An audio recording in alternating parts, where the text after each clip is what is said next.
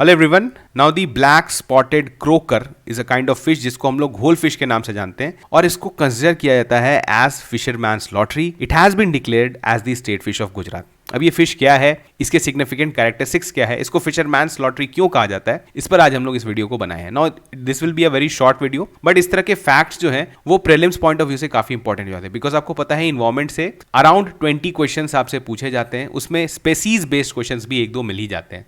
तो इस तरह के स्पेसीज जो न्यूज में है उनका कंजर्वेशन स्टेटस क्या है, उनके डिफरेंट कैरेक्टरिस्टिक्स क्या है, ये आपको पता होना चाहिए. Now you are watching the YouTube channel of Edukemy. My name is Anshuman and today we are going to cover a very important fact. Now if you want to access all the free resources given by Edukemi, all you need to do is scan this QR. If you like this video, you can hit the like button and you can subscribe to the channel. अब देखिए, Gujarat government chose the घोल because of its economic values and its uniqueness.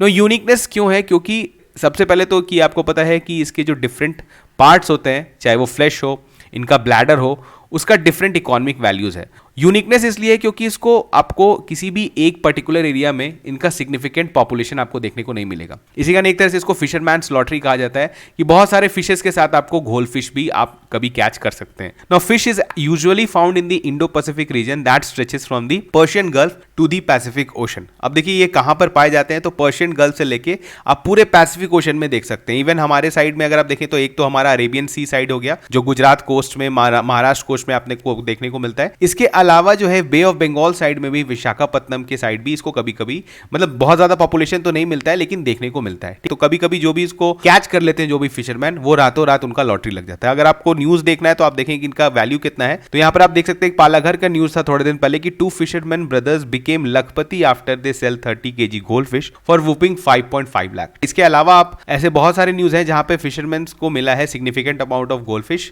50 kg 55 kg, जिसकी वजह से उनको उसका value जो है वो 1 और 1.5 करोड़ तक पहुंच गया. तो इसी कारण इनको लॉटरी कहा जाता है कि अगर आपको मिल जाता है तो आपको इसका बहुत अच्छा वैल्यू मिलने वाला है. अब इसके इतने ज्यादा महंगा होने का रीजन क्या है, तो देखिए 2 कारण है. फर्स्ट तो कि इसका जो फ्लैश होता है वो भी बहुत टेस्टी है, मतलब it is a delicacy, widely इसको जो है खाने के लिए यूज किया जाता है और इसको फ्रेश मीट भी इसका एक्सपोर्ट किया जाता है. इसके अलावा जिसका फ्रोजन फॉर्म है, फ्रोजन फिलेट फॉर्म में भी इसको यूरोपियन और मिडिल ईस्टर्न कंट्रीज में भेजा जाता है. इसके अलावा जो इनका एयर ब्लैडर होता है ना, ये मैक्सिमम आपको जो है वो पैसा कमा के देता है, which is cut open from the stomach and dried. It is mainly exported to China, Hong Kong and other Asian countries. अब ये क्यों सारे एशियन कंट्रीज में भेजा जाता है? बिकॉज इसका फार्मास्यूटिकल इंपॉर्टेंस बहुत ज्यादा है. इसमें कुछ इंपॉर्टेंट एंजाइम्स मॉलिक्यूल्स हैं इनके जो आपके एयर ब्लैडर में मिलता है, जो कि फार्मास्यूटिकल इंडस्ट्री में डिफरेंट मेडिसिन को बनाने में यूज किया जाता है. इसके अलावा कॉस्मेटिक इंडस्ट्री में भी इसका काफी ज्यादा यूज है. अब आप देख सकते हैं this is a bladder of the घोल फिश और ये करीबन, अगर आप इसका एस्टिमेशन देखें तो इट इज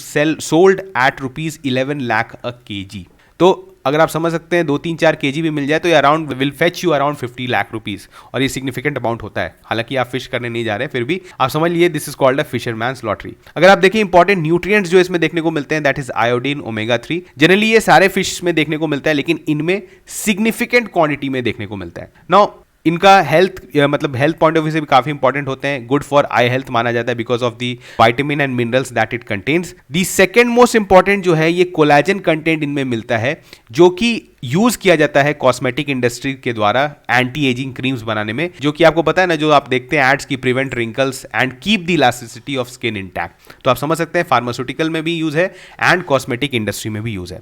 नाउ गुजरात के लिए इसको स्टेट फिश डिक्लेयर करना इंपॉर्टेंट इसलिए है कि एक तो इसके कंजर्वेशन में थोड़ा सा मदद मिलेगा. हालांकि आप बोल सकते हैं कि ये बहुत थ्रेटेंड स्पीसीज नहीं है, मतलब ऐसा नहीं है कि इनके पॉपुलेशन में डिक्लाइन देखने को मिला है, लेकिन क्योंकि इनका जो कैरेक्टरिस्टिक्स है, इनका जो हैबिटेट है वो बहुत ही डिस्ट्रीब्यूटेड होता है. किसी एक पर्टिकुलर एरिया में आपको सिग्निफिकेंट पॉपुलेशन देखने को नहीं मिलेगा. बिकॉज अगर ऐसा होता तो आपको पता है सारे फिशरमैन वहीं पर लग जाते. इवन कॉमन पीपल भी सोचते हैं कि अगर ये हम पकड़ लेते हैं, अगर 50 kg हमें मिल जाएगा तो हमारा जिंदगी सेट हो जाएगा. ठीक है, तो इसी कारण इनको किसी एक पर्टिकुलर एरिया में आपको ये नहीं मिलेंगे, बहुत स्कैटर्ड मैनर में मिलते हैं, कभी कभी मिल जाते हैं, जिसकी वजह से आप देखते हैं कि इसको फिशरमैन्स लॉटरी कहा जाता है. अब हम लोग एस्टिमेशन करें अगर गुजरात के फिश इकोनॉमी को लेके, तो during the year 2021 2021 to 22, the total fish production of Gujarat was estimated at 8.74 lakh ton, worth कितना था आपका 11,221 करोड़। आप समझ सकते हैं इतना बड़ा फिशिंग इंडस्ट्री है। Now of this 2.3 lakh ton of fish and fish products worth rupees 5,233 crore were exported. तो एक्सपोर्ट मार्केट भी बहुत ज्यादा है, डोमेस्टिक कंजम्पशन भी है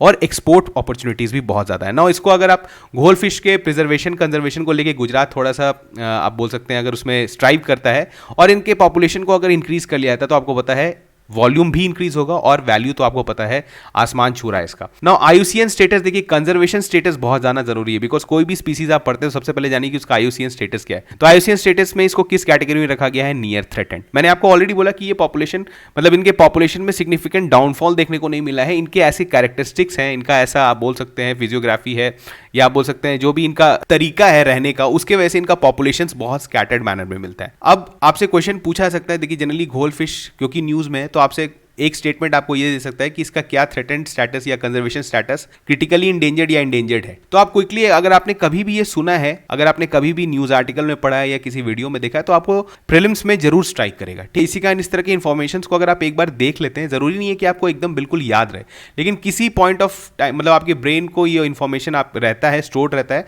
और एग्जाम में आपको जरूर स्ट्राइक करेगा। नाउ जो देखिए हमने तो देखा कि इसको मतलब खोजना ही काफ़ी मुश्किल होता है, तो जो central marine fishery research institute है विशाखापत्तनम में, उन्होंने इस पर काफ़ी टाइम से वो रिसर्च कर रहे हैं घोल फिश पे बिकॉज इसका इकोनॉमिक वैल्यूज इतना ज़्यादा है। तो उनका जो है उन्होंने बोला है कि केज फार्मिंग टेक्निक से वो घोल फिश को जो है कंट्रोल्ड इन्वायरमेंट में इनके पॉपुलेशन को इंक्रीज कर सकते हैं। अगर इस तरह का पॉसिबिलिटी होता है, अगर जो रिसर्च इंस्टीट्यूट्स है वो ये पॉसिबिलिटी क्रिएट कर लेती हैं और ये सेम वेराइटी प्रोड्यूस कर लेती हैं जिसका इकोनॉमिक वैल्यू ग्लोबली इतना ज़्यादा है, तो आप समझ सकते हैं कि ये फिशिंग इकोनॉमी को कितना ज़्यादा बूस्ट देने वाला है। तो अगर आगे इसमें कुछ डेवलपमेंट होता है, कुछ इंपॉर्टेंट फैक्ट्स आते हैं उसको, तो उसको हम लोग डेफिनेटली कवर करेंगे। This was a very small fact, लेकिन एग्जाम पॉइंट ऑफ व्यू से काफी इंपॉर्टेंट हो जाता है। आपको पता है प्रीलिम्स में ऐसे छोटे छोटे इंफॉर्मेशन पे क्वेश्चन बन जाते हैं, तो अगर घोल फिश के बारे में पूछा जाता है तो आपको इतना मिनिमल इंफॉर्मेशन होना चाहिए। चलिए मिलते हैं नेक्स्ट वीडियो में, तब तक थैंक यू।